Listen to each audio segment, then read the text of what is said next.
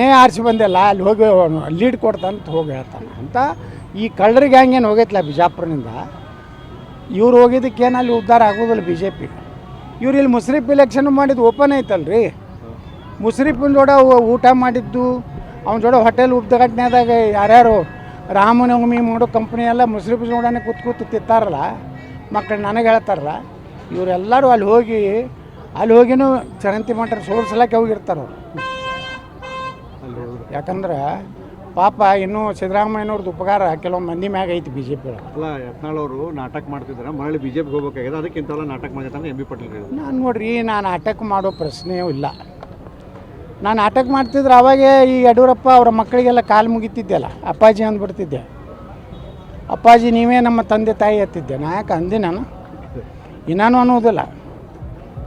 ನಾ B J P ಸಲಾಗಿ ಹೋಗ್ಲಕತ್ತೀನಿ, Narendra ಮೋದಿಯವ್ರ ಸಲಾಗಿ ಹೋಗ್ಲಕತ್ತೀನಿ, ನಮ್ಮ ಹಿಂದೂ ಕಾರ್ಯಕರ್ತರ ಸಲಾಗಿ ಹೋಗ್ಲಕತ್ತೀನಿ. ಯಾರ್ದು ಕೈಕಾಲು ಮುಗಿದಿಲ್ಲ.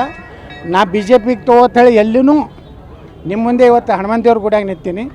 ಯಾವ ಲೀಡರ್ಗಳ ಬಳಿ ಹೋಗೋದಿಲ್ಲ. ಇದು ಹನುಮಂತೇವ್ರ ಗುಡಿಯಾಗ ಹನುಮ ಜಯಂತಿ ದಿವಸ ಹೇಳಕತ್ತೀನಿ, ನಾನು ಬಿ ಜೆ ಪಿಗೆ ತಗೋರತ್ ನಾವು ಹೋಗೋದಿಲ್ಲ. ಬಿ ಜೆ ಪಿಯವರೇ ನಾನು ಕರ್ಕೊಳ್ಳೋಂಥ ಕಾಲ ಬರ್ತದೆ, ನನ್ನೇ ಮುಖ್ಯಮಂತ್ರಿ ಅಭ್ಯರ್ಥಿ ಮಾಡೋ ಕಾಲ ಬರ್ತದೆ.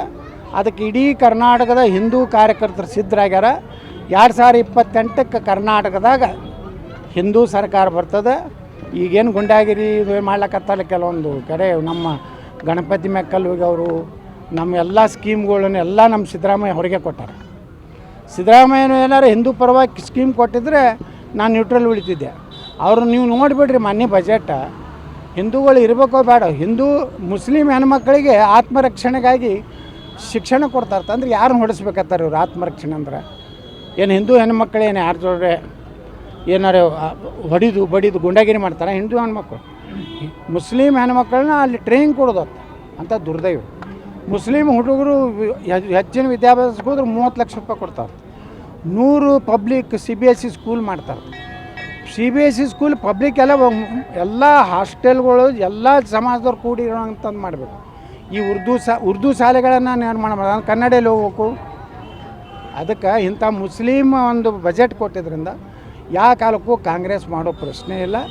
ಕಾಂಗ್ರೆಸ್ ಜೋಡ ಹೊಂದಾಣಿಕೆಯಾಗಿ ನಾ ದಾವಣಗೆರೆಯಾಗ ರಾತ್ರಿ ಕಾಂಗ್ರೆಸ್ ಯಾರ್ದಾರು ಸ್ವಾಮಿಗಳ ಕಡೆಯಿಂದ ಹೇಳಿಸೋದು, ಶಾಮನೂರು ಭಾಳ ದೊಡ್ಡ ಕುಟುಂಬ ಅಂತ ಹಲ್ಕ ಕೆಲಸ ನಾವು ಮಾಡೋದು.